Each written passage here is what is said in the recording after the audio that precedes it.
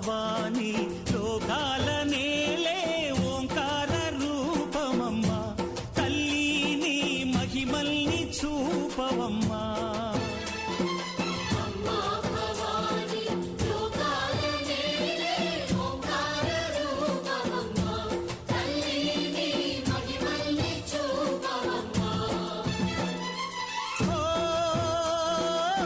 సృష్టికే దీపమా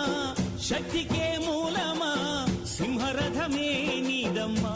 అమ్మ దుర్గమ్మ భక్తులను దీవించుమా